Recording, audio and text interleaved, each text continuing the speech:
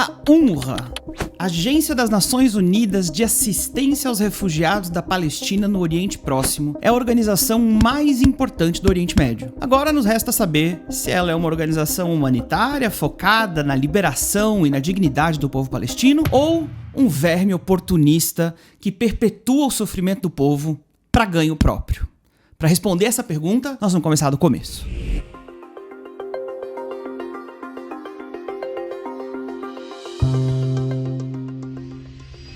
Em 1948, Israel declarou a sua independência com base no plano de partição proposto pelas Nações Unidas. A comunidade árabe local, que se opunha à presença de um Estado judeu no Oriente Médio, decidiu não aceitar a proposta da ONU e não estabelecer um Estado palestino ao lado de Israel. Ao invés disso, o recém-formado país judeu foi atacado pelos exércitos unidos do Egito, da Jordânia, da Síria, do Iraque e do Líbano. O país recém-nascido conseguiu garantir a sua existência e venceu a guerra. No entanto, uma das consequências da guerra foi o deslocamento de uma grande quantidade de árabes para certas áreas como refugiados. Geralmente há duas explicações para essa onda de refugiados. Uma argumenta que, sob instruções da Liga Árabe, a maioria dos habitantes fugiram das zonas de confronto, na expectativa de voltar depois que os exércitos árabes acabassem com Israel. O outro argumento afirma que as forças de defesa de Israel forçaram a remoção de várias vilas e aldeias para facilitar o deslocamento das tropas e o sucesso das campanhas militares. Definir qual dos dois argumentos é o correto é inútil, porque os dois são corretos ao mesmo tempo. Prevendo uma vitória fácil contra Israel, o consenso da comunidade árabe da época era que melhor seria sair do caminho durante a guerra e voltar depois que Israel tivesse sido aniquilada. Simultaneamente, durante o desenrolar da estratégia militar israelense para defender o seu território e proteger a sua população, a presença de população civil inimiga foi removida, garantindo assim a vantagem estratégica para Israel com o fim da guerra. Esse processo foi chamado pelo povo palestino de Nakba, ou tragédia. E se você quiser, você pode clicar aqui para ver um vídeo onde a gente explora esse assunto de maneira mais profunda. Ao fim da Guerra de Independência, haviam aproximadamente 700 mil refugiados palestinos. Metade deles buscaram abrigo na faixa de Gaza, que ficou sob jurisdição do Egito. A outra metade se espalhou pela Cisjordânia, que estava na época sob jurisdição da Jordânia, e também pela Síria, pelo Líbano e pela própria Jordânia. Com o desfecho da guerra, a Assembleia Geral da ONU aprova a Resolução 212 no dia 19 de novembro de 1948, estabelecendo a UNRPR, o órgão da ONU pelo alívio dos refugiados palestinos. Menos de um mês depois, a Resolução 194 é aprovada, criando o Conselho da ONU para Reconciliação na Palestina, a UNCCP. E aí, em dezembro de 1949, a Assembleia Geral da ONU aprova a Resolução 302, estabelecendo a UNRWA, Agência das Nações Unidas de Assistência aos Refugiados da Palestina no Oriente Próximo. A resolução foi aprovada inclusive por Israel. O mandato da UNRWA era, inicialmente, para permanecer politicamente neutra, enquanto provê o auxílio humanitário que impeça condições de fome e de doença. Além disso, promover as condições para a estabilidade e para a paz na região. Ficou definido que o mandato da UNRWA seria temporário, sendo reavaliado a cada 3 anos. E em dezembro de 1950, foi aprovada ainda uma outra resolução, a Resolução 393, que instruía a agência a estabelecer um fundo de reintegração que seria utilizado para o reestabelecimento permanente dos refugiados e sua subsequente remoção do auxílio. Essa é a UNRWA no papel. Um órgão temporário, politicamente neutro, que devia focar os seus recursos no alívio imediato das condições humanitárias dos refugiados, promovendo a paz e a estabilidade, e, segundo a Resolução 393, trabalhar pela diminuição do número de refugiados, facilitando a sua reintegração como cidadãos por entre países receptores. Só que, igual aquelas trends que mostram a cena no Instagram versus a realidade, a UNRWA da pose com boquinha de pato é irreconhecível no dia a dia e na prática das suas operações. A começar pela disparidade de sua própria existência. A título de comparação, cerca de 60 milhões de imigrantes e refugiados de todas as etnias e religiões foram deslocados pelo mundo como consequência da Segunda Guerra Mundial. E para lidar com toda essa massa de refugiados de todo o mundo, a ONU tem uma organização, a Acnur, o Alto Comissariado das Nações Unidas para Refugiados. A Acnur, ainda que com dificuldades extremas, tem sido muito bem sucedida em proporcionar a integração de refugiados, garantindo seu desenvolvimento socioeconômico. Nos 7 anos entre 2015 e 2022, por exemplo, houve uma diminuição de 21% no número de refugiados, de 26,3 milhões para 20,7 milhões. E isso com todos os conflitos atuais, criando novos refugiados todos os dias. A UNRWA, por sua vez, recebeu um mandato exclusivo para os refugiados palestinos. Inicialmente 700 mil refugiados. Depois da Guerra dos 6 Dias, em 1967, mais 300 mil refugiados se uniram ao número inicial. Muitos deles eram parte daqueles mesmos 700 mil que foram deslocados uma segunda vez na Guerra dos 6 Dias, mas eu vou ser generoso aqui com o número e dizer que o mandato original da UNRWA encapsulava cerca de 1 milhão de refugiados. No relatório de 2020 da organização, eles estimavam que o número de refugiados palestinos agora está em 5,6 milhões. Ao invés de diminuir, o número de refugiados sextuplicou. E ao contrário do que aquele sociólogo do Twitter ou aquela influencer do TikTok te disseram, o crescimento desse número não aconteceu porque Israel continua jogando gente para fora das suas terras. O que a UNRWA fez, na verdade, foi uma sacada de gênio para garantir a sua própria sobrevivência. A UNRWA recebeu um mandato temporário da ONU. Isso significa que a intenção inicial seria funcionar por alguns anos, facilitando o processo de integração dos refugiados onde fosse possível, exatamente como o Alto Comissariado faz. E aí, deixar de existir. Ao invés disso, a UNRWA adotou 2 posturas discretas que parecem ter passado batido aos olhos do mundo. Em primeiro lugar, ela escolheu ignorar a resolução 393, que a instruía a facilitar a reintegração dos refugiados até que eles não precisassem mais de auxílio. Em todas as suas comunicações oficiais e relatórios, os representantes da UNRWA afirmam que o mandato da organização não inclui trabalhar por uma solução permanente para os refugiados palestinos. E realmente, a resolução 302, que formalizou a UNRWA, previa apenas o auxílio humanitário imediato. Mas no ano seguinte, com a resolução 393, o mandato e principalmente o orçamento foram estendidos para conter o objetivo claro de integrar de maneira permanente esses refugiados. Essa parte eles deixam de fora. A insistência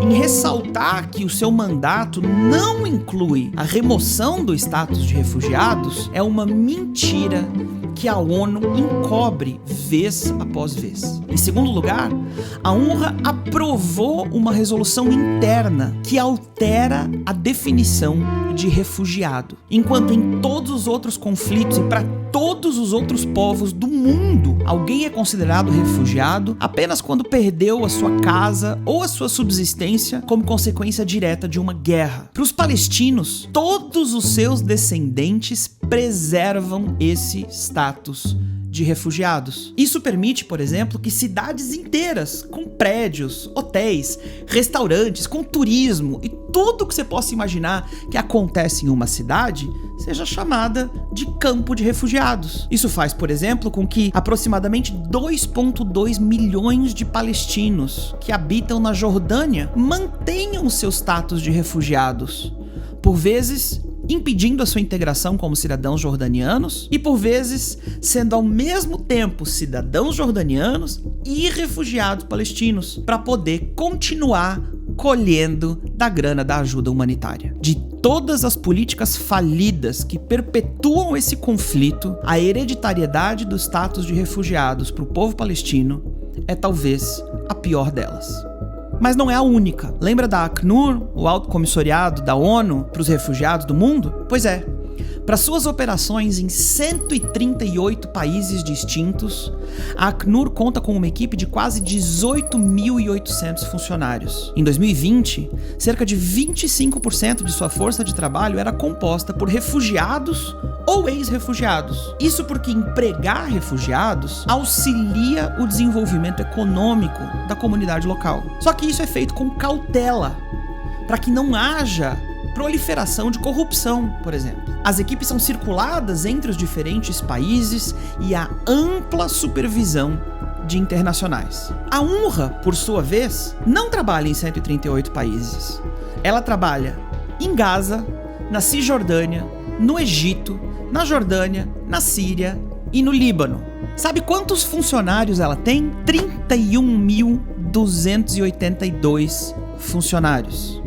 Sabe quantos % desses funcionários são refugiados palestinos locais? 95%. 29.719 palestinos, para ser preciso.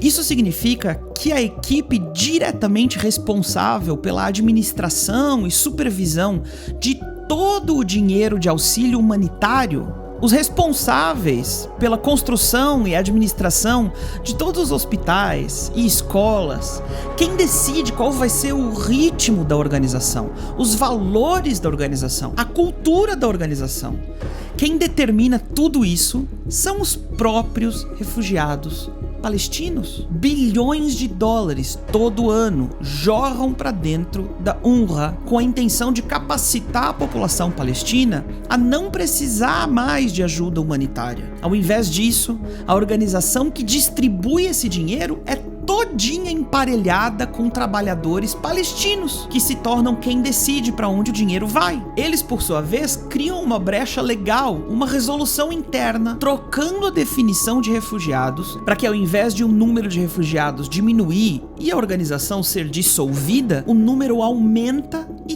todo mundo pode continuar mamando. E não sou só eu que estou dizendo isso. Dá uma olhada nessa matéria da Al Jazeera, a rede de mídia mais anti-israelense e pró-palestina do mundo, denunciando a corrupção grotesca que existe dentro da UNRWA. A reportagem aponta as descobertas de um relatório de ética da própria ONU que foi apresentada ao secretário-geral Antônio Guterres, denunciando o abuso de autoridade, nepotismo e utilização dos recursos da agência para motivos pessoais, incluindo viagens em classe executiva com todas as despesas pagas entre membros da alta diretoria para participarem de atos, digamos assim, menos oficiais e humanitários. A figura que emerge de analisar o relatório é uma UNRWA com 95% de palestinos locais, com acesso a fundos quase ilimitados, diretamente engajados em perpetuar a condição de pobreza e dependência da população local, para garantir que essa torneira de dinheiro não vai ser fechada. E os 5% de internacionais em posições de liderança na organização estão ocupados tendo romances em Omã, em Doha, garantindo empregos para todos os membros da família e vivendo de forma nababesca às custas do sofrimento do povo palestino. A propósito, o próprio relatório foi apresentado para o Guterres em 2019. Algum de vocês ouviu alguma condenação da ONU? Algum de vocês ouviu alguma matéria em algum jornal denunciando o abuso dos milhões de dólares em auxílio humanitário, a manipulação cínica do sofrimento dos palestinos ou a conivência da liderança da ONU frente a acusações corroboradas de corrupção? Conta pra mim aqui nos comentários se vocês ouviram alguma coisa sendo dita sobre isso. Agora, eu queria que você desse uma olhada no que esse oficial do Hamas aqui, Moussa Abu Marzouk, dá uma olhada no que ele tem a dizer. A pergunta foi: por que vocês direcionam tanto esforço e tanto dinheiro para construir 500 quilômetros de túneis, mas não construíram nenhum abrigo antibombas para proteger a sua população civil? E a resposta do cara foi: os nossos civis são refugiados e refugiados estão sob responsabilidade da ONU. E eu acredito que não exista exemplo melhor que expresse o tamanho do problema aqui. As atividades da UNRWA isentam tanto o Hamas quanto a autoridade palestina de carregar a responsabilidade moral por seu próprio povo. Milhões de dólares são enviados aos governos em Ramallah e em Gaza para a autoridade palestina e para o Hamas, e em ambos os casos, mas principalmente em Gaza, de maneira gritante, o dinheiro que era para ser utilizado para melhorar a vida da população local